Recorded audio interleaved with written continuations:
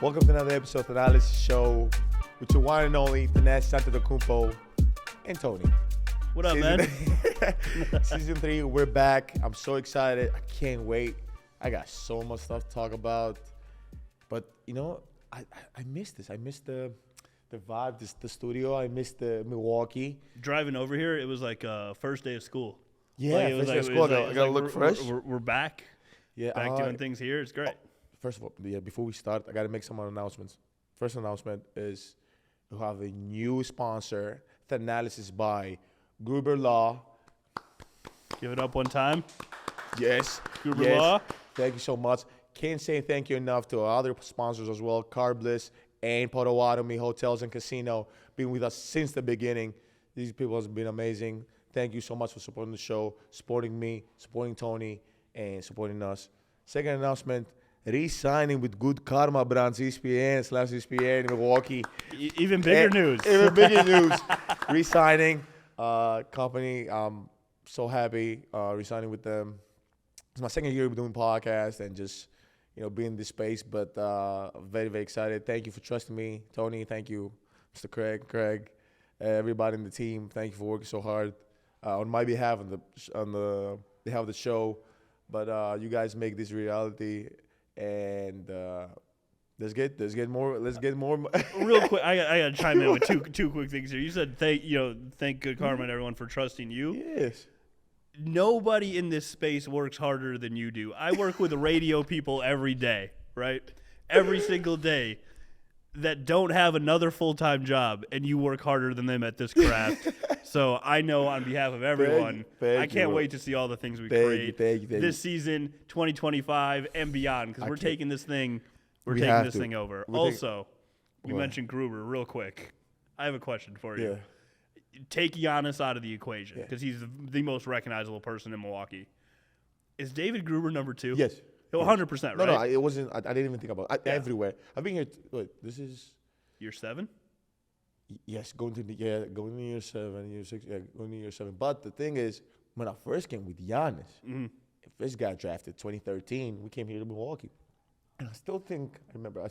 You remember seeing him then? I see. No, some of it's like either billboard or commercial, but like, it had to be. Oh, for sure. But branding genius. I remember being young in middle school, elementary school. So like we're talking like the 2005, 2006. On the television all the time. Yeah, Gruber one Law. Call, that's all. And you know what that means, right? We're in the big leagues now. That's what he means. That's what's up. Okay. Third announcement is that I'm pitching tomorrow for the Brewers. Yes, you are. First pitch. That's why I had to wear this today. I'm excited. We'll see how that looks. Don't clown me online. Or maybe do clown me. I don't care, to be honest with you. I'm the master of not giving a F. So I don't care. So Friday night. But come support. It's gonna be fun. And, at the Brewers game. The game starts at 7:10. So be in your seats by 7 o'clock. 7 o'clock? Yeah, because you'll be on the field first pitch. First pitch. And then you guys gonna see in the socials. Everybody gave me kind of tips, advice, and how to. Oh yeah, pitch, a little behind the scenes. How many baseballs have you thrown in your life? None. 0 baseballs. I never grew up with baseball, so it's not. It just makes sense. Like baseball's not popular in Greece. Yeah, but if you're an athlete, you're an athlete. So let's see. Let's see if I can translate to that sport. So check out the socials later because we got advice from Christian Yelich, who was the MVP of baseball. Yes. He knows a thing or two. Mm-hmm. We got advice from A.J. Dillon, who has been on the podcast, but also he's thrown out the first pitch twice for the Brewers. Yeah, 2 times. He must have been really good at it. Yeah, so that, and then we have a third person who had some advice for you. Hall of Famer, bro. Hall of Famer, all-time great, top 10 Yankee of all time. Of all times. I couldn't even believe it when he was giving me the advice, though. You can say his name. I was going to say, we can, a little behind the scenes, that was one of the coolest interactions I've ever had.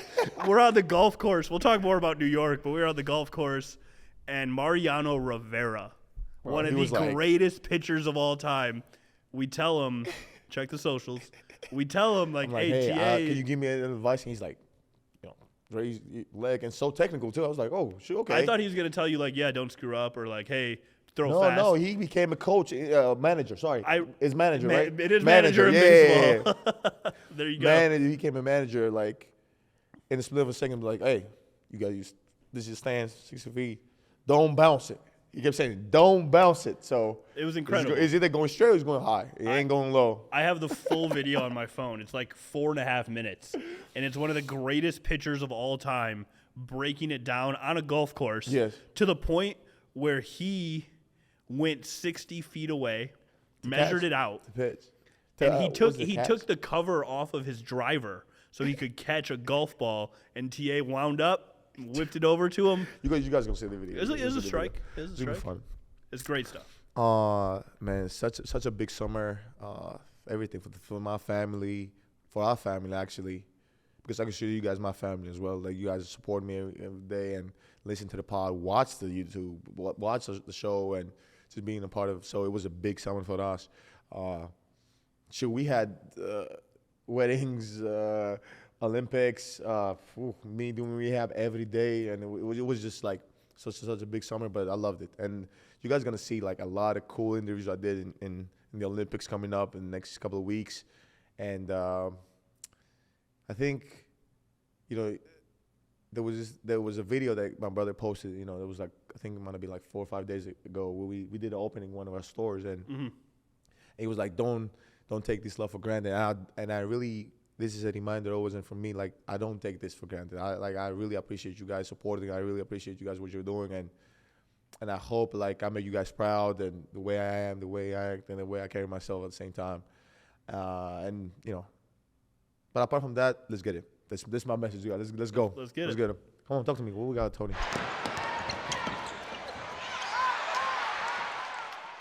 All right, we're going to start this off with the 4 quarters segment, taking it back to something we've done. Okay, 4 quarters, presented by Carbliss. Ready to drink cocktails, vodka and tequila. Which one do we have here? Watermelon margarita. All right. Post show. The first question I wanted to hit you with. So you did mention busy summer, lots going on, right? One of the highlights, probably the highlight outside of the Olympics and some other stuff, the wedding. Yeah. So the first question I wanted to ask you, just overall, obviously we don't have to dive deep. There are some photos online. Your family looks incredible, by the way. Thank you. Amazing photos. It was just it was an amazing feeling. It was a great moment and a union. It's just something amazing for our family. It was already like that. It was that just just a celebration of love and family. And I'm so happy for everybody. So happy. I think we enjoyed it more than the people who was actually setting it up. So enjoyed it more. But were you tired afterwards? It looked like it was a marathon. Exhausted. You can't even imagine. Like, I gotta take all this off camera. But maybe if you guys join my Discord, I'll give you guys more details. If you guys join my Discord, I'll give you a little bit more. But man, it was insane. I don't want to even talk about the guests and who was there, but it was everybody. And just like showed love and came to Greece. I was gonna say, because the coolest part is that people traveled all the way to Greece. All the way, and the 3 days, and how it was set up, and what it was like. It was amazing. I don't want to give a lot of details because it wasn't mine wedding. So, well, congrats to the entire family. Thank you. All right, outside of the wedding, a couple other big events this summer. The first one we'll get into for question number 2 on 4 quarters, presented by Carbliss. What was your favorite part about the Olympics? Favorite part of the Olympics? Just my brother holding the flag. That was pretty epic. That was epic, bro. Worth every raindrop that you guys sat through. You don't even want to know how much the tickets cost. Tickets cost like $10,000. Really? $10,000 a ticket, bro. To just see the boats just go through, and you see them glimpse, and then nope. Then it's the next boat. And if you don't, if you were booking the same day or the last day, it was like crazy amount of money. And the tiers about the tickets was like, they would go from 500 to 1,000 to 7,000, and then if they buy them, just like in the States, resale or whatever, 10,000, 5,000, 10,000, just, and it's padded too. So they was just trying to take advantage of just everything. But one thing I would say was that was the most epic moment, like for me. But I would say there was a lot of things that kind of disrupt the flow of the Olympics. But other than that, it was amazing. it's interesting because so we'll tease this too. Like we were out there, and when you weren't with the national team, when I kid you not, when I said earlier, TA works extremely hard on this podcast. There was a time where you went from the arena right into an interview with Dirk, which we've already posted, so we can talk about that one.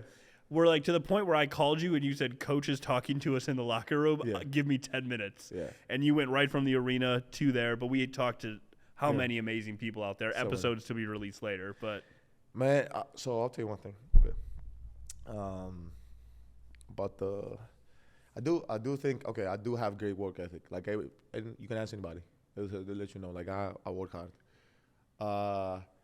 But at the same time, I'm happy. You know, I do it with a smile on my face. I don't do it in a sense of like, oh my God, why am I doing this? Why am I doing that? Like I approach every day because I'm learning, and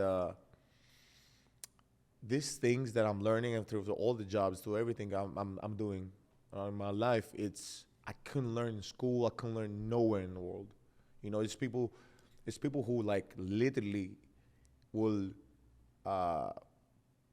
email, DM, resume, send me and say, hey, I want just like, you know, for you to mentor me or for you to be around you because of all the things I'm doing and how I am moving and how I'm evolving as a player, as a person, as a brand, and as an individual. So it's, for me, it's just the journey that I'm enjoying a lot, you know? So I'm hyped about that. But then I do have like I don't complain, bro. I'm with it. But that's why I am who I am, bro. That's why I love working on this. That's because that's that. I appreciate it though for like ethic. No, saying that because it's real. I do work I hard. want people to know that because I feel like a lot of athletes too can get into this space. Yeah. And like you hear people talk all the time, and you know, depending on what it is, like an athlete can just like Tom Brady, right? He went from the NFL, took a year off, and he jumped in. I think he took a year off, jumped right into the broadcast booth. Oh yeah. And huge contract, by the way. I think that monster contract. I think it starts with a 3. Oh my God. I think it's like 10 years, like 300 something. Oh, but did he make that much while playing? Probably over the course of his career in total. Okay. But I don't know the I don't know. NFL. So like when he first blew up and won a couple Super Bowls, quarterbacks were not making. Now Patrick Mahomes makes like 60 a year. Jordan Love makes 55 a year. Oh. I don't think Brady ever made like more than 45, but every year it just goes up and up for quarterbacks. Yeah. He has this commercial where it's like all the doubters and people are saying like, why don't you just go to the beach? Why don't you just you're done? And Brady's sitting at his desk, and then someone comes up to him and he says something like, you're the greatest ever. Now do it again. And it's him like studying how to be a good I don't like Tom Brady, right? Tom why Brady. You don't like Tom? I respect Tom Brady, but I don't like Tom Brady. There has to be a reason why you don't like him. I feel like he was too good. And honestly, what? All right, it wasn't fun. The Packers have only gone to the Super Bowl twice in my lifetime. I'm a Packers fan, right? Brady went like 100 times. So I just got annoyed. I was jealous of him. All right, that's what it is. Okay. That's why I don't like Tom Brady. Okay. But either way, this commercial, I was like, man, I don't really like Tom Brady, but this commercial was so cool because it was just like learning this new craft, not taking it for granted, and getting into it. And I was just like, yeah, this is. Like you get out of basketball, your sport, or anything you do, and then you come back, you become a rookie again, and then you build your craft, and you build your stripes, and you end your stripes, and you, That's what Dame said on this podcast about being a rapper, right? Mm-hmm. He's just like, people recognize my name because of basketball. But when I'm in a recording studio, I'm not Damian Lillard. Like, I'm someone else. I'm a Dame rookie. Dollar. Yeah. And he's like, I'm here to learn. Yes. And I think it's great. Yes, sir. We started that talking about Paris in some of these interviews. Oh, yeah. Let fans know one person you talk to that we'll release very, very soon. Stephon Marbury. Yeah. Bro, you guys going to love that interview. You're going to be like, shoot, this is so nice. And I don't want to hype it up a lot, but, like, this guy is so kind and so genuine, and just his story and how like he's funny too. So it was such a cool experience being out there because guys like Marbury, Dirk, they were just casually walking around, and we had thanks to FIBA again for putting us. Shout out to FIBA. Shout out to my man. Go. Yep. You were gonna get there eventually. Yeah, I was gonna get there.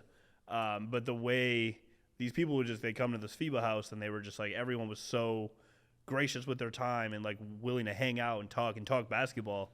And like at one point, I was talking basketball with Carmelo Anthony, and I was just like, bro, he's a bro, this guy's he's a master. He talk is like opening the basketball Bible. mm-hmm.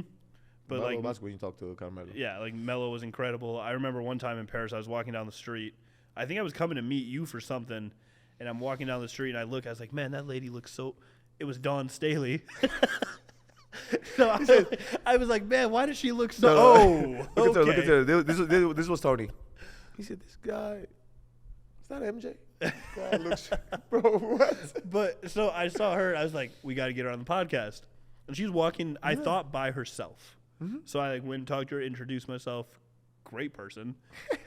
And out of nowhere, two other people come like from like behind her and approach her, and it was Megan Rapinoe and Sue Bird. And I was like, I was honestly a little starstruck by Megan Rapinoe because I was just like, oh, like I love. Sue's so cool. Like, and then Sue Bird joined the pod. Yeah, she came. No, I had her in the interview as well for a little bit, but you guys will see it. So yeah, for sure we'll see that very soon here in season 3. Just an incredible experience. But yeah, that was Paris. You want me to tell you what I didn't like about Paris? Or no, let's get into it. Okay. So because spoiler, my third question is about New York. Because I got some things I didn't like about New York. So the thing I didn't like about Paris was like, first of all, it was expensive. Mm-hmm. Like Greece is not like that, but it's okay. I'm used to the U.S., so it was expensive. And the other thing that caught me off guard was the ceremony. So like, you know, like usually when a ceremony happens, it's like a stadium, right? It's a stadium full of people, and then you get to see it. Like you get to be in the stands, you get to see your brother or your family. Everybody gets to walk, you know. But now it was because it was in the city and it was through the river. It was on TV. It was spectacular. It looked like, oh my God, it's so amazing. They're going through the river and everybody's looking at it. But in reality, everything was blocked. You couldn't walk anywhere. You would go like this. You could I would literally see the where I need to be, my section, and they would tell me like, no, you got to go 1 hour and 25 minutes. Oh no. But yeah, and the other thing was like, why was basketball? Why was basketball in south of France? So far away. Yeah, because I'm like, if not the most popular sport at the time, because soccer came later, soccer, like we was really popular as a sport. So I'm like, why are we not in Paris? But then I understood we would have blocked the streets. Like when we went to Paris, it was insane.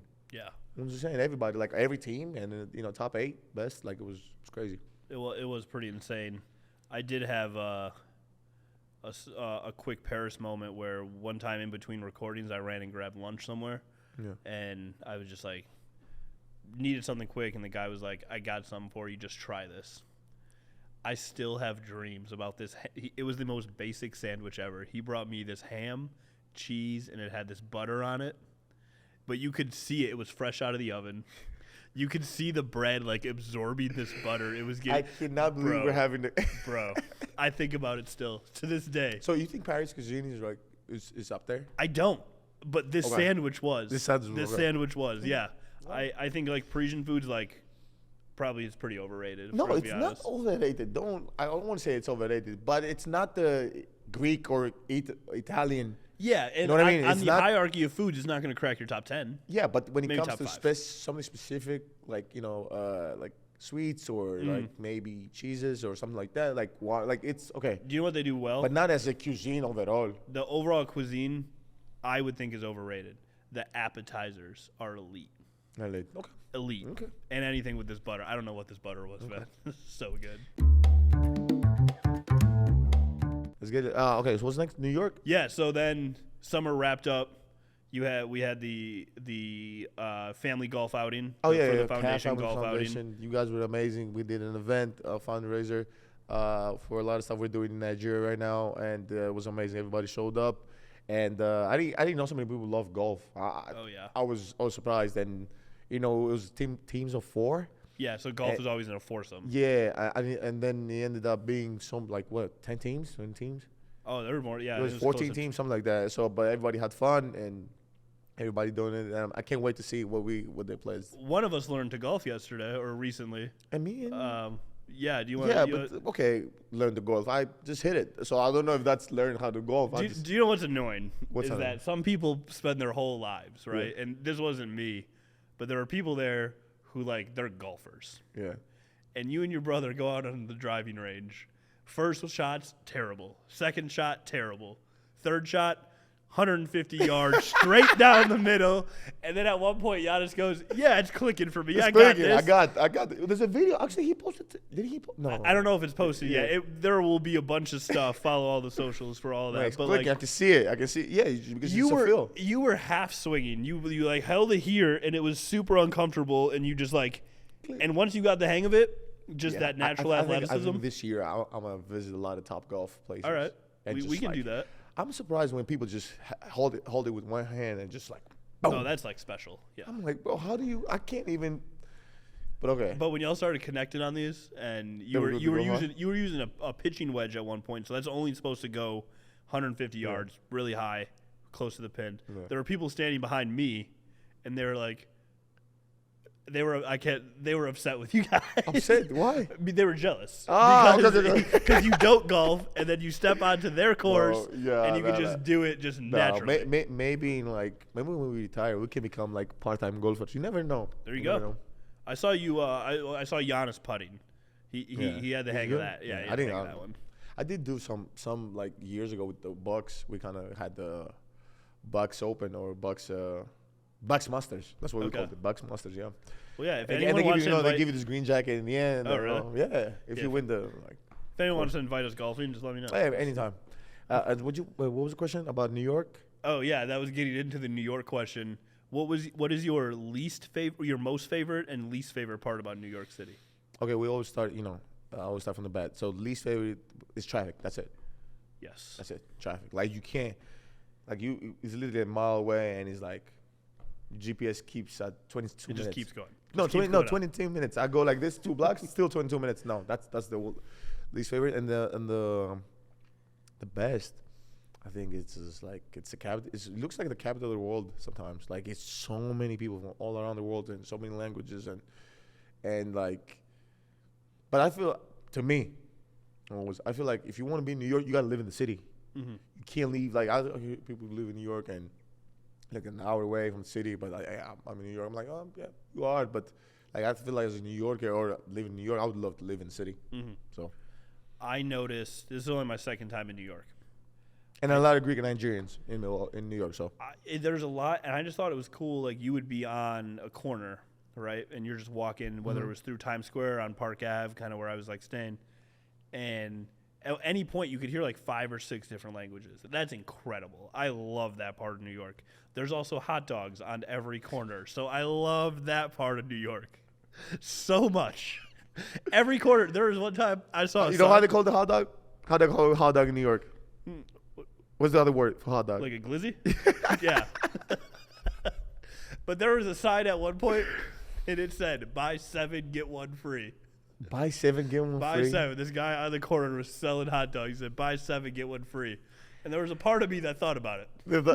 Bro, it was just you. How are you going to eat 7 hot dogs? There's no way. There's 0% chance. But it's hard to pass up a good deal. Okay. But I did realize the traffic in New York is all because of the people. The pedestrians, the people walking. Oh yeah, but it was the United Nations too, so we can't just say we can't just for blame sure. New York. But New York traffic, it's like. But I just realized, like being from Milwaukee, you walk down the street here. If the sign says "Don't walk," I generally stop at the crosswalk. In New York, nope. They don't stop. No one stops, and it causes all types of Yeah, traffic. because it's New York rules is different. Yeah, I learned those. So by day 2, I was walking. I was just minding my own business, keep on going. The fourth question. 4 quarters got a little long today. It's okay. Yeah, it's okay. The fourth question here, I wanted to go back to you throwing out the first pitch and just like your level of excitement to be out there. Very excited. 40,000 fans. No, it's not 40,000. Tony, are you joking? It holds 46. So by the time first pitch is there, it's right before the game, and the Mets are in town. You got to call them and tell them I'm not doing it. 40,000. It's double Pfizer for sure. Double Pfizer. All right. You don't Mariano, you know what my man? No, of course not. But I'm just saying, like, what my man Mariano said, don't bounce it. Just throw it up high. If it goes up high, cool. Just don't bounce it. Oh man! All right, we have a lot of stuff that we got to hit on. Anything. All right, so I'm gonna let you pick. I think like this summer, apart from the NBA, but it was just different. The NBA was right. Was it like a quiet off season? Yes and no, but it's the reason that's happening because the gap is growing between like superstars and minimum. So somebody signing for minimum, it's minimum. So it's not crazy. I thought the biggest. Let's start here because it's important. I thought the biggest news of the NBA offseason was that Woj retired from ESPN. He's done. It was big. Is he? Are we sure? Are we 100% sure? I did see a clip of him. So now he's the general manager at St. Bonaventures, which I didn't know college teams. He's a GM? But of a college team. Yeah, okay, same thing. Did you know college teams had GMs? College team, professional team, you still like a general manager, so you still make decisions. And I guess with NIL stuff, like you can recruit a little differently. Yeah, exactly. NIL, you can recruit anybody from all around the world. But the thing is, so he's retired. He's not retired, but he's just like stepping away from ESPN, going into basketball. So I saw at his intro presser, I think it was, he said, "I am retired from ESPN and I am retired from that world, but this is not a retirement job." He's ready to get after it, which I thought was actually pretty cool. I have a feeling, and as we will play this in 2 years from now, that he will be in the NBA front office. I just have a feeling. Something tells me. I bet he's been. I didn't know he was going to be a GM at the college thing, but now something tells me in 2 years. I bet he's been offered NBA jobs. Of course. And he's going to take him at some point. At some point, for sure. Of course, he's going to take him. He's good at what he does. You know, everything, even the front office, everything's about information, how you carry yourself and how people trust you or don't trust you. If people trust you in this league, you will always have a job. So who replaces him? ESPN? You already signed here. You're not allowed I'm already signed with good karma brand. You're not allowed to go try to become a newsbreaker. I'm ESPN Milwaukee. No. There we go. No, but I'm not. I don't have that kind of experience. And I don't have that kind of pull yet. But I think keyword. Yet, yeah. I think Chris. Because on this podcast we talked with Chris Haynes last season. And he hasn't resigned. I was going to say, you were very open that, like, you asked Chris, you said your contract is up, and he acted surprised like you knew that. Yeah, of course. But his contract's up. His contract's up, so I could see Chris a little bit inside, a little bit, you know. And he's great at it. If you ask me who you're rooting for, obviously. Yeah, for sure. But then you have, I mean, what is the other guys? What is Sham? Sham is another. I don't know what his deal. I don't know what his deal. Is he with ESPN too? Like. No, he's with The Athletic and Stadium, something like that. He's most of the time when he reports is through The Athletic. I don't know who's the other guys who. I think it's got to be those two, right? But it's like Brian does another type of. He's more of a Zach does a lot of. Zach Lowe is like a breakdown guy. Breakdown guy as well. I honestly think it's either Shams or Shams and Chris Haynes. Has to be somebody else too. Might be somebody from New York. I'm missing somebody from New York. Are we forgetting to? Well, ESPN. I'm trying to think. I'm missing somebody from New York. I don't know who that is, but I'm missing somebody from New York. But that to me, like, unless I'm forgetting something from the summertime, there was no major. Paul George going to the Sixers happened. That's tough. That's a squad. That's for sure. He's got better, top to bottom. Oh, for easily. But that's like the biggest news I can remember. Got better. The Bucks got better. Philly got better. New York got better. Everybody. So outside the NBA, a couple other huge viral moments from the summer that we want to get your opinion on. No. The first being the election and Diddy. Which one? I'm just kidding. We were going to talk about either one of those. Yep. Let's have a political conversation here. Okay, go. You know. No. I'll tell you. No, I'll tell you. This, bro. I'm gonna do this eventually. At some point, I'm gotta have a given opinion in anything. So it doesn't matter. Go. No, I do want to hit on Shannon Sharp. Shannon Sharp. Okay. Okay. Now that's something we can have an opinion. So I was in Greece. Yep. So when I was in Greece, one of my Greek friends was like, "Oh, did you see that such and such was on live?" He was on live. Yeah. So I was like, "Stop," because sometimes it's hours difference, and you don't know. So I'm like thinking, okay, it happens sometimes. Maybe he posted a photo. I didn't know. I'm not thinking he's saying live as live Instagram. I'm thinking either he posted a photo or maybe he, it happens, bro. Take his technology. Like sometimes, like you get hacked. You ever take your phone out of your pocket and it's like on an app. Yeah, Just like on yeah, a random. a It lot happens all the of time. times. A lot of times. It happens a lot of times. So that's why, you know, that's why you gotta watch what you do, basically. For sure. But and then I saw it on YouTube. I was like, okay. He sent me a video. I saw you on YouTube. Initial reaction was like, started laughing. But you know, it's that nervous laugh, like, oh my God, come on. It's like you're like you have your friend, and it's like, come on, bro, what is this? But then I was like, okay. Then he talked about it, and then my friend sent me his reaction as well. I didn't, you know, because time different too. I can't be on my phone. And then he sent me what he said on his podcast with Ocho. Shout out to Ocho and Shannon. And he handled it perfectly, though, right? Great. Gracefully, and just saying like, okay, it happens. I bet you ain't amount of money. Next time he's gonna be like this, and turn it off. and then next time he's gonna be like this. Boop. Did he get What? an endorsement deal out of this too?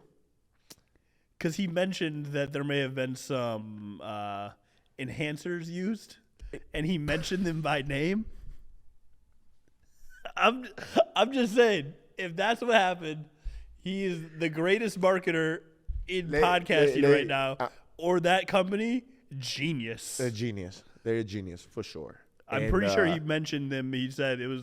Yeah, so I'll say one thing. In this world, if you're a great person, you know, stuff like this happen. He has great reputation, great guy, just great like individual in general. People want to work with him. Very competitive. So Super you know, competitive. yeah. But like, even with this, I don't know if he did it on purpose or if that's true. I don't know. Based on what you said. But that's funny. That's crazy because that's great marketing into like capitalize. Amazing Like, say, marketing. okay, if they're gonna talk about it, let's. It was like when when you can just do stuff that just naturally works. Like that one, if that was just a marketing ploy, like I mean, if it was No, with marketing employee, what the video? No way. I don't think he did that on purpose. No way. no, you turned I it into thought, marketing. that's how I feel like. No way he did that on purpose. It's just a moment that It happened. It happens, but like, it's just it's funny though. It's funny. It's hilarious. It's hilarious, bro. Do you know why it's hilarious? I can't. It's because What? their show with Shannon Sharp and Ocho Cinco Yeah. is so good. Because Ocho Cinco, he doesn't give. He don't care. He doesn't care. He doesn't care. And but he's hilarious. Like he is hilarious. So, okay, think about this now, right?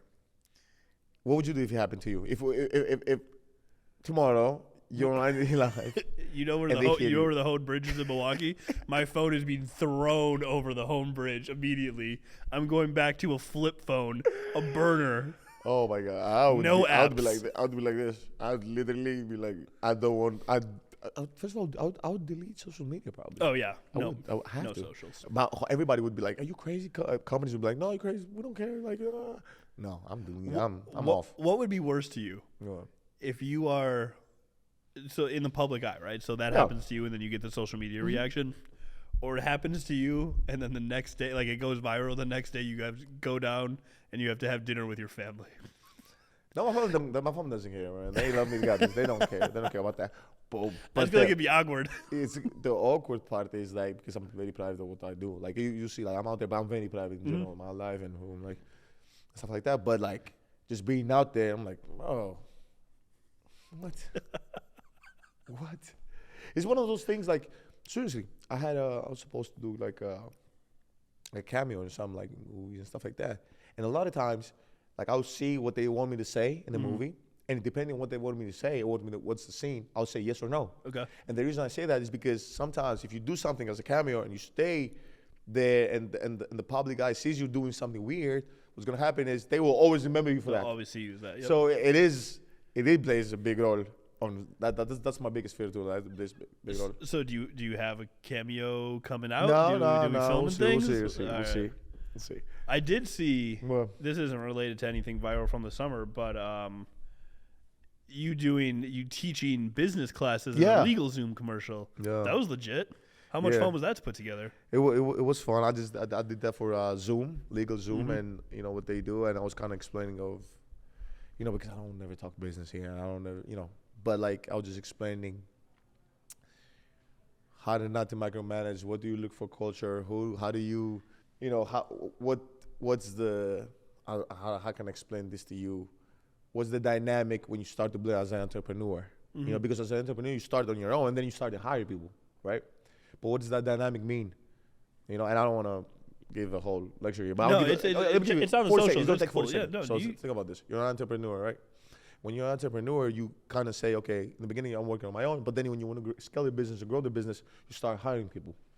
So when you start hiring people, it's a totally different dynamic because now you start thinking like in the beginning you're a founder, like, oh, this is my idea, I found it, whatever. And then you start thinking as a management standpoint, like, I want to become a CEO, I got to manage people, I got to put them in a role, and then I got to let them flourish, whatever.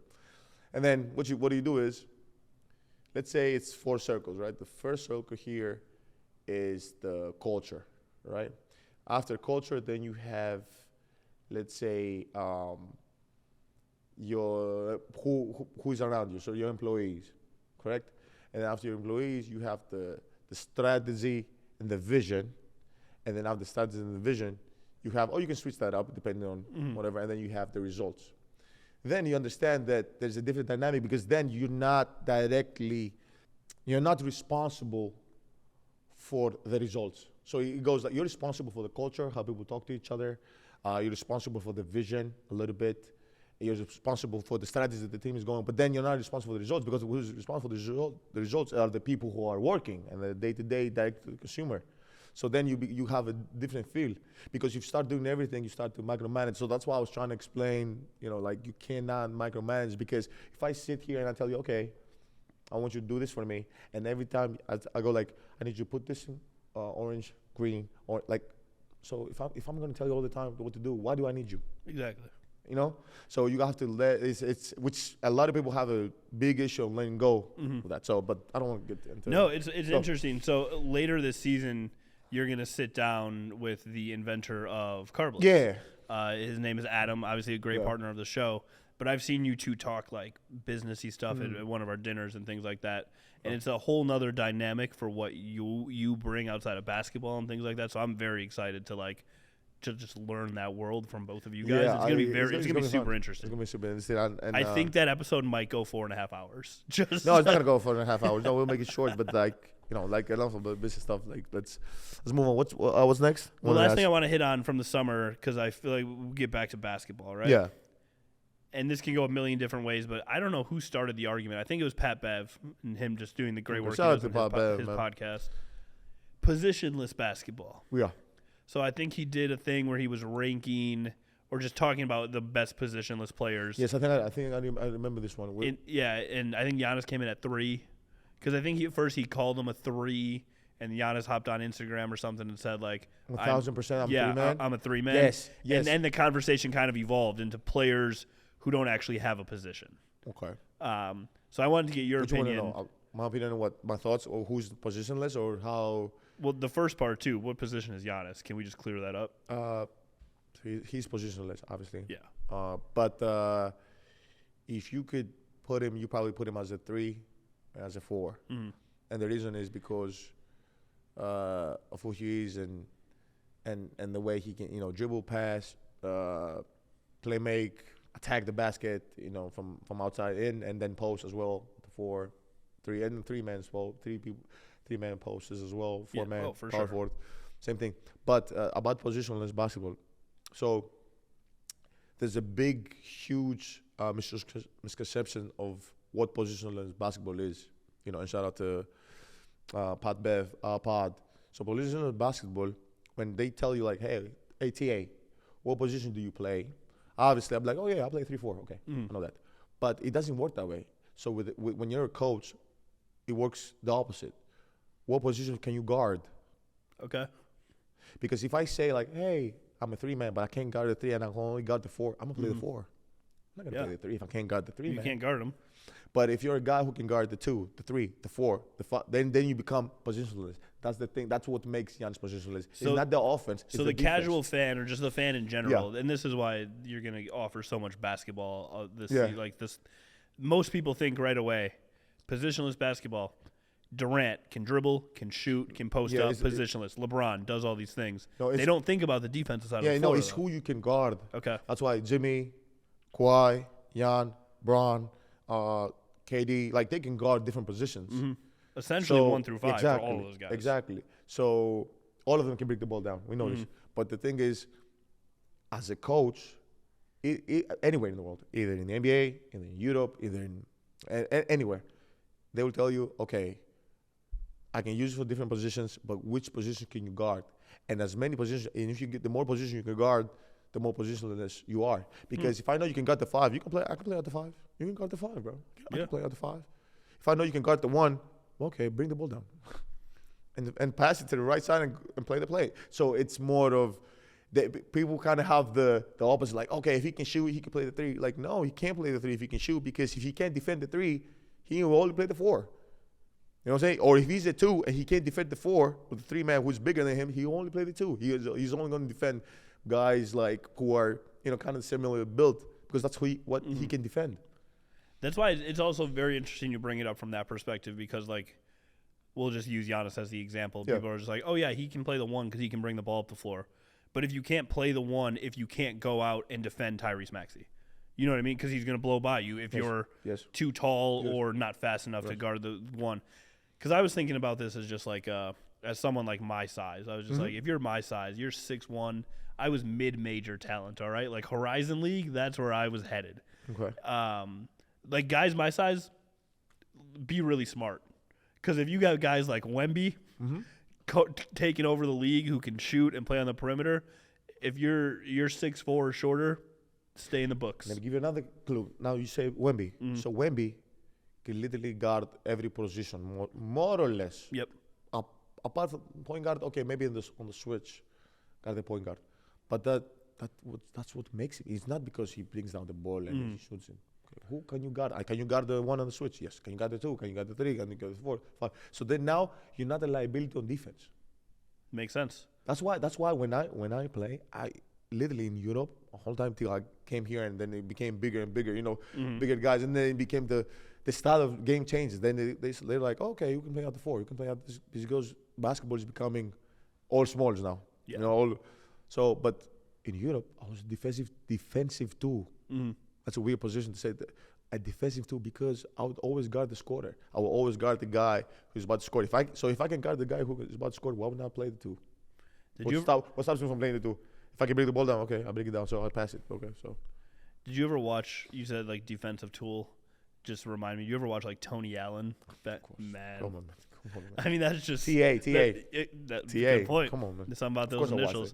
I mean, if you legitimately like basketball, not just like Sports Center top 10. Yeah. And especially if you're a defensive minded guy, or you like, okay, like I'm a guy who is 60-40 or 70-30 for me to gamble. Like, I don't let this guy dictate the offense. Like, you're never gonna ever in my life see me like somebody playing 1-on-1 and I'm chilling. No, I'm best believe if you don't make a move, I'm making a move. I'm making a move on you. I'll make a move and try to make you go this way or steal something or close your right hand or left hand. When we had Steve Novak on the show, I think he's still top 10 in NBA 3-point percentage all time. He said all the kids nowadays, they want to shoot, they want the highlights, all these things. Makes a ton of sense. There is a special feeling about when you're in practice and you have a star on a team and you lock it. Like, you go into an arena or a gym and that the guy on the other team goes off for 30 against every other team and you can lock them up.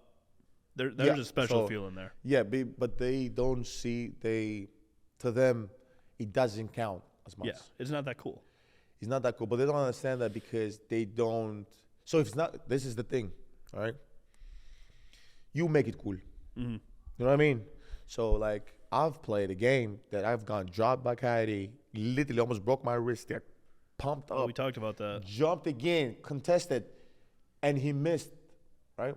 And, Carl went crazy, like, oh, he got back up. Because the first thing you heard was like, oh, he's down. Oh, he got back up.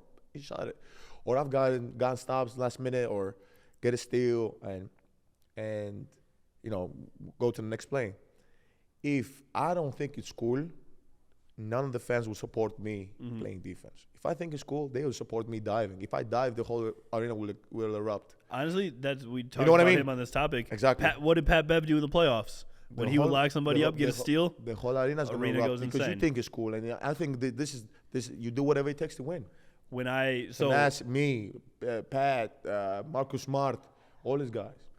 I had it was Drew before. Hallett, come on, man. Yeah, Yes. how do we go that whole conversation? course. Not mention Drew.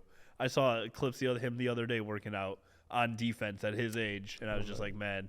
Come on, man. You But- make it cool. You get a steal. You understand, like, hey, bro, it's two sides.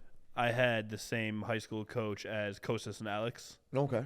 Before he got to their school, he was at a city school that I played for, and I can still to this day remember him yelling how offense gets you girlfriends, but defense will win you championships. It's like one of those corny coach things, but it worked at a high school kid. How does offense get your girlfriends though? Because who shows up to math class and says, I locked up the other team's best player and had 4 steals, and then you got a sharpshooter come in and be like, yeah, but I had 30. Who's going to win that one? No, it's not about winning the battle. Okay, I don't know. Maybe I see it differently, though. Maybe it's me. Basketball players see it differently. No, it's but not because of fans, basketball. As a fan, like, I don't think. No, it's gonna sound weird. Now I'm gonna start talking about girls and stuff like that on the podcast. I'm not even joking. I don't think girls come to the stadium and just look at guys score and go like, oh my God, he scored 30. No, you don't even have you don't have to be at the game. You show up to class, right? Let's take a college class, right? Mm-hmm. You play Tuesday night. You show up to Math 101 the next morning. Mm-hmm. You have a defensive stopper. Okay. Had 8 deflections. We had Shaka Smart on, right? Mm-hmm. He always talks about deflections. They like to get 30 a night. Yeah. You get someone, let's say my size, 8 deflections, had a couple steals, locked up the other team's point guard. Y'all win the game. And then the superstar who goes 6 of 10 from 3, has a couple free throws, finishes the game with 25, and you're talking about the game the night before. Okay. You know who sounds cooler. No, yeah, it sounds cooler to men. I don't think to women that sounds cooler though, because he said about girlfriends. I'm like, that's. I think showing up and saying I had 25 last night sounds pretty cool. That's how kids are. Yeah, I had 25. What are you talking about? I had 25 points and this and that. I don't think. Nah, it's more of like how you look and how you like. Yeah, they don't like girls don't care about how you score or if you play. If you start, don't start, bro. As long as you're in you're in the mix, like they don't care. I don't think they do. That's my opinion, though. But I don't know. But defense does win you championships. Defense wins you championships. You said it's all about how cool. Yeah, you're talking like I didn't look cool and I played defense. Like that's just where. Yeah, but I'm saying like it's all. Like, I'm telling you, it's different. It's different. I've just seen guys who make 6, 7 threes, and everybody gets. I'll give you an example. I've seen guys who make 6, 7 threes, right? Mm-hmm. And this is like, and in the NBA before the NBA. And people get excited because they made a 3. And I've seen guys play defense. People get excited to just watch them play. There's a big difference. They'll be like, oh, my God, this guy's like, you know. So it's both. It's both. But what he said, I'm talking about the coach. What he said, I'm like, I don't know about the girls and the. All right, before we wrap up and let everyone know where they can see you throughout the first pitch coming up here soon, we can't do a full show unless I ask you a top 5 question. So based on everything we just talked about, your top 5 positionless basketball players in today's game. Top 5. I'm going to take Giannis out. Obviously, he's in top 5. Yeah, he's in the top 5. But okay. Giannis. Okay, let's go. Giannis, let's be realistic. Let's say he's not my brother. Okay. Giannis, LeBron, yeah, KD. Those 3. Easy. Then is 2 more. But the problem is this. I don't say Luka because Luka cannot defend all the positions. It's so interesting you say that because when I had my top 5 in my mind, I had those 3. Yes. And then I had Wemby and I had Luka. And then you told me about the defense thing, and that's how you. Yes. So then I replaced him with someone else. I want to hear your other ones. I'll let you know. I'll be honest, but you can't say Luka, not because he's not a good. Obviously, he's great. He can play any position he wants to play, but he cannot defend in any position. I believe that. Yeah, so that's why I changed my mindset. Maybe I don't want to say because can't is a strong word. I want to say maybe he won't. You know, it's not as effective if he. Yeah, I don't see him guarding Boban Marjanovic. Yeah, like Boban is gonna dribble, boom, boom, and you know. So, but he great marketer, great marketer too, by the way. Boban, I need to get him on the pod. Maybe we'll give him a receipt and get him on the pod through video or Zoom. Okay, so who did I say? I said Giannis, KD, We have Giannis, KD, LeBron, and then Nobody in there. you said not Luka just because of the defense thing. Not that he's not great. Obviously, Wemby, I think like it's his I think he's position in is, there. but it's hard to say Wemby. He just played 1 year. He's playing 1 year, and if everybody's feeling like he's played like 3 or 4, so I don't want to put him in. He's only played 1 year, so I don't want to discredit anybody else. Then you definitely got to put Kawhi. That was my other guy. When healthy, Kawhi's a dog. Kawhi. Hey, healthy, not healthy, it doesn't matter. Yeah. Kawhi, and then obviously I can't put Nikola, which Nikola can't guard the point guard. He can't, you know what I'm saying? I can't put Jokic or anything or Embiid. I can't put those guys. So fifth is gonna has to be Jimmy. That's an interesting one. It's gonna be Jimmy, yes. Because I think of him. I didn't. It's so I love I getting your feel perspective. like he got everybody. I'm not saying he He does has. it. Yeah, I don't think. I'm not saying he does it. He does it in a daily basis. But I feel like those 5 guys, on average, will be able to guard everybody in the building. Yeah. If their life depends on it, they will guard everybody. And I'm not saying other guys won't, but all those guys, 5 guys: Giannis, KD, LeBron, Jimmy, Kawhi. Those are the 5. The tough part about being a Bucks fan Yeah. is I hate Jimmy Butler, but I love Jimmy Butler. His game. Well, you're from Milwaukee. Didn't he play for Marquette? He did play for Marquette. So what would you hit? It's just because he's on the Heat. When he was on other teams, great. Oh, Loved him. okay. No, So and this is no disrespect. I'm a huge Jimmy Butler fan. So it's but a Heat thing. It's a Miami publicly, Heat thing? yeah, for sure. Because it's just playoff history, some other stuff. Actually, the important year, yes. I want to say one thing. Now look how this sounds, right? For them to dislike the Bucks, or like let's say Heat fan base, which I don't think they do, because Heat fan base always shows me love and always shows love to Jan and everybody in the building, like Dame too. They show love to every guy in the league in general. Like it's not a lot of players that the Heat dislike in general, Miami Heat. But we do have not a rivalry, but we do have a history. There's a between little us. history, yeah. Yeah, because we played in the playoffs. That's the only reason why. It's sure. not anything else. Now, with that being said, think about this. Every time they beat us, they went to the finals and lost. But the time we beat them, we went to the finals and won. Swept. We swept them. Okay, but swept. Yeah. One bit the same thing. They lost, and we went to the next round, and they beat us. They went to the next round. So I feel like we should feel pretty good. So That's the thing. I don't hate any NBA player, and I have a ton of respect for everything they do.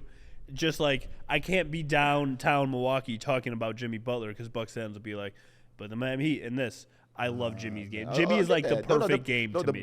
Bucks fans, and always Bucks and 6, you guys have always said this, you're entitled to say that. And you should actually say, like, hey, we're the Bucks, and we don't like nobody else, and only the Bucks. Because that's how we got to play. That's how we got to be. Like, if I had to create a team of players that I feel like Bucks fans dislike, but I love their games because would it be? the Bucks fans wouldn't dislike him. They love him. Drew Holiday is number 1 on my list. Guys who's like mixtapes, I will watch. And someone, if I'm starting a team, I want Drew. I want Jimmy. I'm going to get Al Horford. Al Horford is the man. I love Al Horford. No. We ain't going to have no Celtics talk in this podcast. I just mentioned Drew. No. Drew is Wait, different. Did Al retire? Good question. I think he might have. Good question. That would be up there with the Woj news for me. Al Horford retired? He's been doing this for like 17 years. I think he's got to come close. No, they just won. Oh, shoot. I almost crushed my arm. What am I doing? Hey, wait, that's your throwing hand. All right, let's get to what you're doing. No, that's fine. No. Al did not retire. He did not retire? Okay, I mean, I don't know. You're the There's news a lot. radio. There's a lot to keep up with. Okay. No, just guys like that who we were just talking about positionless players, guys who don't get a ton of. Jimmy's a little bit different.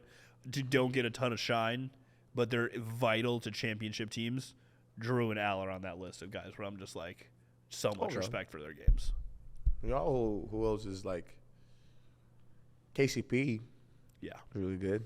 KCP is very good. Is like, I like his game. Do you know how outside like randomly now we're just listing random players we like, but like I've always had a ton of love for Tobias Harris's game. I just think he's a solid like 3 option. Chris Middleton's in that same realm, right? Like guys who are watching not the same. No, we ain't gonna do that now. No. Let me finish. I don't know disrespect to the. Don't. first of all, let me get this. Don't disrespect to Tobias Harris or anything like that. Don't. Chris is. No, and I know obviously. I'm not talking skill. Ah. I'm talking like guys that are crazy vital to your teams, crazy talented, yes. but the Okay, people who yes. are, let's just say a Clippers fan, Yeah. who aren't watching Bucks games on a daily basis, aren't watching Sixers games, they don't understand how important. Yes, that's what I'm getting at. Yes, because if you think about it, like Tobias will always guard the players. Like if you know it, like, but this is the thing. Like people who don't know basketball don't understand. Like Tobias will guard the players, guard the bigger guys. Trust me, anytime he probably guard Jan, KD. Oh, like he's always been guarding the bigger players. So that, but I thought he was talking about like the skill wise, because skill wise Tobias is elite. Like these fundamentals footwork is crazy, but Chris is like, I don't want to jinx anybody, but Chris is like top tier. It is for sure. It's not like when you see him on fire, you do this. Saw him go for 40. You do this to see if it's MJ. I'm not joking. I do this sometimes, bro. 2021. Yeah. I'm not. I can 2020. The shit I saw. No, you don't your understand, podcast. Tony. Bro, the shit I saw 2021, Chris. Bro, people like you can ask anybody, even here. You can go on Twitter. Go on Twitter and tweet from Thanalysis. Oh. Send me some highlights from Chris 2021. Like I was like, this is because he's a little bit like short hair, like cold, like bowl cut. Like I'm like, bro, this is like so insane. No. And then the year after as well, and it was just unfortunate and stuff Injuries like that. happen, But he's he's getting back to it. So I'm so happy for like to see him come back and all that stuff. But I'm like, bro, it's elite. Yeah. Elite shot making, play making, defense. Defend the whole perimeter. Defend the whole perimeter. Make timely shots, timely plays. Stick with it and down the stretch. Come on, bro. No, I'm just talking. I mean more so like just an unsung heroes. No, not but the I'm not right saying word. about Tobias. You could have said anybody. I would have been like, oh yeah. no. This is some people you can't. Do you see how quickly this man defends his team? Like, no, it's not my team. I'm not saying this is my team. I've seen this. No, but that's real, and you got to let people know. There. I'm not saying it just as a Bucks fan only, or as a guy who I was there. I see this man score against Atlanta for 28 or 30 straight. Like they could do nothing. Nothing. When he gets on a heater, it's over. Yes, they was like, and he doesn't shoot high up. He shoots straight. No, he's a bullet. I was like, bro, calm down. And he's what is his song? Money, money, money, money. Yeah. Boom. The OJs? Yes. Yeah. And he scores again and again, and then comes off, hand off with Jan. He doesn't see it. Oh, low pass. Sees it again. Shot. Come off again. Oop. I'm like, bro, unstoppable. It was like no brainer. So now, and the reason I say that is because obviously they have great chemistry, and it's Jan and it's Chris, and they both make each other look better. And now Dame's in the mix. Like I'm excited, but I'm like, same thing with Dame. You can't, bro. You talk about certain players, it's easy for casual. I don't know. It's crazy that I'm using this word, but for casual, just to say oh yeah, Dame and this guy. No. They ain't no Dame and this guy. Yeah. It's Dame. One category, it's certain players who are one category on their own. Steph is one category on his own. Steph one category on his own. Dame is one category by himself. It's just it's literally 50 or 60 players in this league that you cannot compare. They can compare each other with themselves, but it's unfair because they are in another sphere on their own. It's like now trying to compare Ja Morant and Anthony Edwards. Yes, that's the one I saw people doing dog. recently. Come on, dog. They both what? No, there is no. Don't say just say Anthony Edwards and then say Ja Morant. Don't those guys are so athletic, so skillful, and they get their own game. Is John come back this year, or what's the? I believe his injury, he should be back, if not to start the season, at some point. So, yeah, he should be back full go. That's crazy. I was just looking at FIBA and did want to say about Jay. What happened? No, I'm just saying about how crazy FIBA was. Oh yeah. And then I heard about the. I was laughing. There was a thing that. Was it Kevin Garnett? I mean, generally when something's said, Kevin Garnett is involved. No, I don't know who said it. I know somebody said it. That it's just talking about the Bucks are not top 3 or Giannis is not top No, top I five believe that in was the East. Actually, he said. I believe that was KG, and he did say the Bucks were not. He said the Bucks weren't top 4 in the East, and then he listed 2 teams that were better than them. No, but which okay, team wise. But then he said something about like Jan, Not top 4 in the East. not top 4 in the East, not Yeah. in the NBA. No, that's what it was. Yeah, It about was. Giannis, right? It wasn't top 4 in the East, and then he listed Tatum and Embiid, and that was the only 2 he could come up with. So clearly, he might be in the top 3. But yeah, that was the opinion. Everyone's entitled to their opinion. Can I ask you a question, Tony, and be realistic? Oh, yeah. Take me off. Okay. You ask me. So okay, Team USA today. Okay. Team USA playing the Olympics, right? Mm-hmm. And had both of those 2 players in their roster, right? Do you watch the whole game? Oh yeah. You watch every game, right? Mm-hmm. So there was a couple of games that they were one of the other wasn't playing Yeah. at all. Would that happen if Giannis was playing? Giannis would play. Would Giannis start Team USA? How many minutes are in a FIBA game? 40. Giannis. No, I'm saying I'm asking. This is a legit question. No, legit. No, I'm asking because if I said it, it would be like, oh, okay. No, but I'm saying a legit question because it's easy to just throw stuff out there, and I get that because God, of course you're gonna support the Celtics. It's KG. Okay. I get why, but I'm saying like legit question now. Like, is that Team USA with Giannis? So I would start? say, Or would he start? I'd say he'd start absolutely. And the way I look at it is, sometimes you can overthink things. Mm-hmm. And so in FIBA's a little bit different. That style of basketball is very different. So Steve Kerr, as the head coach, had to adjust to different things that he was expecting to see or not see, whether that was a lot of small players shooting a ton for other teams or whatever it was. Yes. But there are some players who I believe there's probably 5 of them who transcend game plan.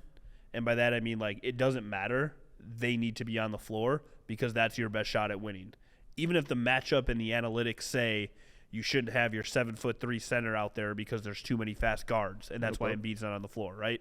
Or for whatever reason, you always have LeBron on the floor, no matter what. You're going to have Steph Curry on the floor no matter what. Mm-hmm. Giannis is in that tier of no matter the situation, have him on the floor. But this is my question now.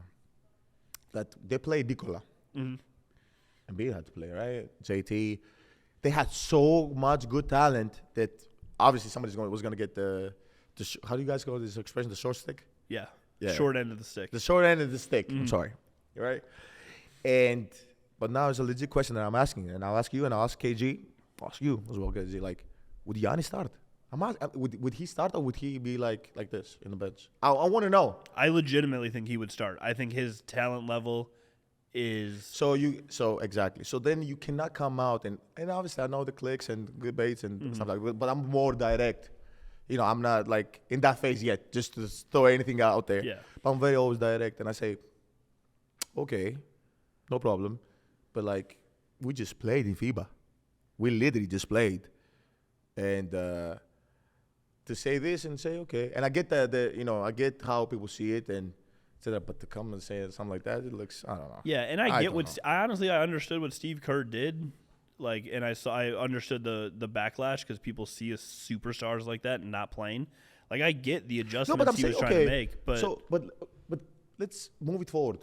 Let's say it wasn't Steve Kerr, right? And I'm not saying this to defend Steve Kerr or anything like this. I'm saying like, let's say it was Mr. Manolis from Athens. He was the coach. If you started Jason Tatum, who sits in the bench? I don't know. KD. I want to know. If you say KD, I respect your opinion. I'll keep it moving. If you said LeBron, I respect your opinion. No, you don't. I keep it moving. I don't. No. I have to say this. If you say who's the other guy? Steph Curry. Steph Curry. If you say Steph Curry, I respect your opinion. I keep it moving. Mm-hmm. Right? If you want to put him at the 4, maybe at the 4, AD or Jason Tatum. 4 man. I think JT is more of the 3 though, right?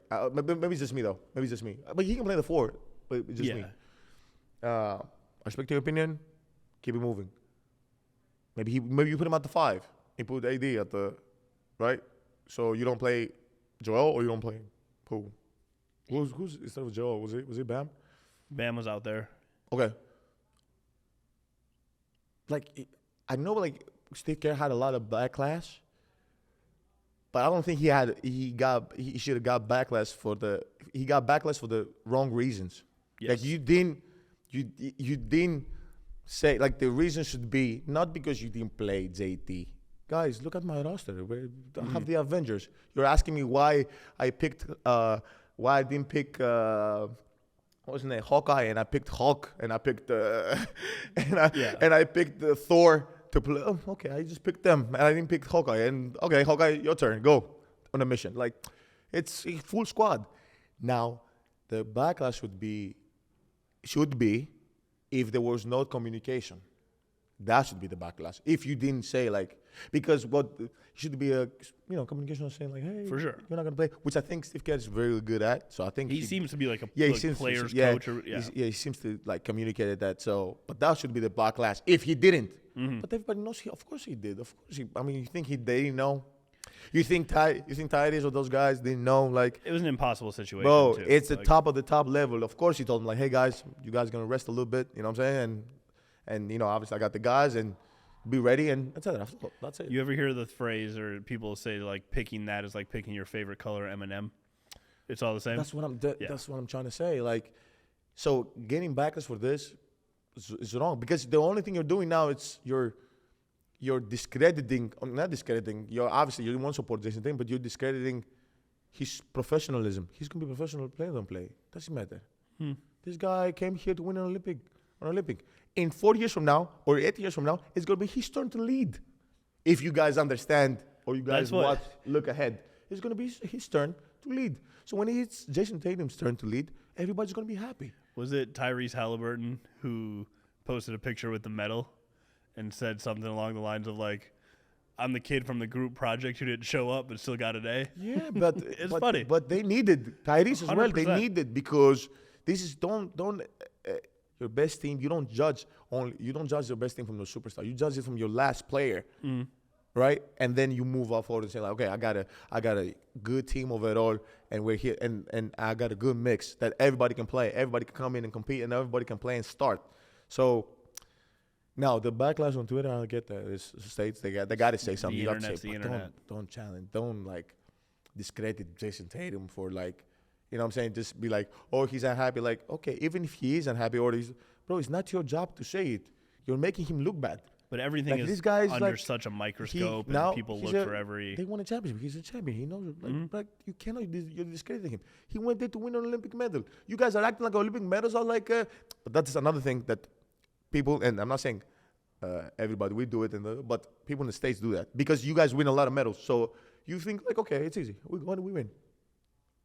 The basketball one is so. How do I want to phrase this? Expected. Expected, yeah. That's expected. Expected. You're like, okay, we're supposed to win. So now, where I feel like the USA fans don't even really watch the basketball till the gold medal game because it's expected.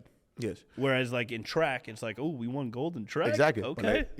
But let me tell you another thing. Now, if the roles would have switched and would have said, okay, everybody plays and then you guys would have lost, you would have been like, why he didn't let everybody play? Like, you got KD and Bron and like, you got to win. Like, you think he can't? You think he?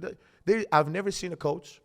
One thing, I've been in teams that I play more, I play less, and I've never said, sometimes like, oh my God, he's not playing me, or he's trying to be weird with me, or etc. Because there's not one coach who doesn't want to win. I've never seen a coach who doesn't want to win. Okay, let me take that. Let me backtrack a little bit. There's some coaches who have sabotaged themselves. I've seen that, right? But there's coaches, which is 90% of the 90% of coaches, that they want to win. So they do whatever they think at the moment to win. Yep. So you cannot. This is for the social media to write something to like comment and say, but like. No, you do what you think is going to win. Basketball is becoming more and more of a chess match. The international teams, FIBA's different, and those international teams, you might not have heard of some of these players, but they're ball players. And if you scheme it right, they can come for the USA's crown of winning, 4 golds in a row now or whatever it is. Yeah. 2028, 2032, these international teams are going to be there. Okay, best believe, I want to say one thing. 2028 and 2032 is going to be totally different. I mean, I'm just going to put this out there because I think it's gonna be a little bit ahead of the shifters, and then it's gonna come back again. But it's gonna be tough. It's gonna be hard. Because a lot of guys won't be at 2028. We should do this on an episode when we can do some research before. Team USA's roster in 2028 is gonna look a lot different. Yeah, I know. Like Edwards is the face. Because those Avengers you talked about, Anthony Davis maybe. Why not? He's 93 born. Yeah, but like let's just say. How old is he gonna be? I mean, he'll probably be close to 34, 35 then. So like maybe he's there, right? But there's just other guys that we're used to seeing that aren't. It's gonna be a bunch of young guns. And it's a good thing, man. I love it. I'm loving it, bro. I'm loving it, and can't wait, man. I can't wait to see how like. You got me really excited for basketball season. Me? And we're still this conversation like this is the first episode, guys. Yeah. This year you're gonna see something different, man. I'm very different. more for it than a lot of fun. A lot of fun. A lot of fun. And we're gonna start Friday night. At the Brewers game. At the Brewers game and the pitch, and it's gonna be fun. I'm gonna enjoy it. I have another question. So nobody's gonna be there to hit it, right? No. Okay. I'm about to say because. So one of the players from the active roster will be out there right behind home plate, and they'll catch it for you, and they'll just catch it, and then you'll meet them in the middle. I think they'll sign it, and then they'll give it to you, and then you. But then I have another question. You only get one try? So normal people only get one try. What's the normal? Like if let's just say the producer of Thanalysis has an extra baseball in their pocket, I'm throwing it. And you don't love your first pitch, and you give me the look. Guess what? Boom. Toss you redo.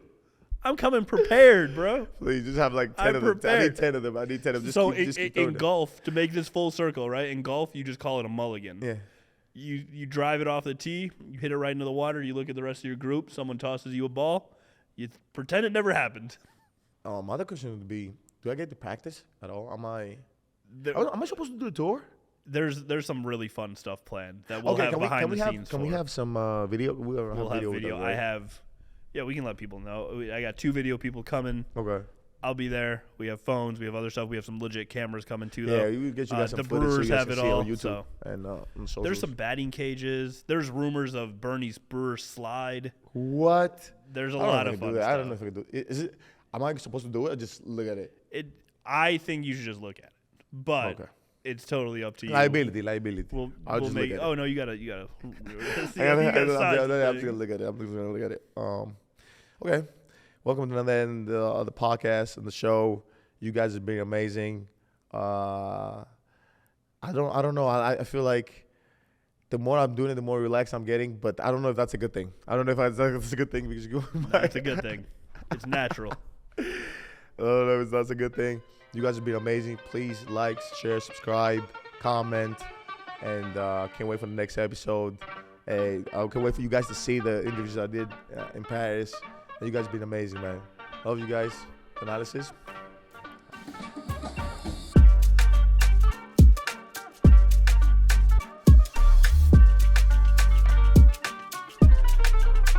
Thanalysis is recorded at No Studios, Milwaukee's creative hub and production studio.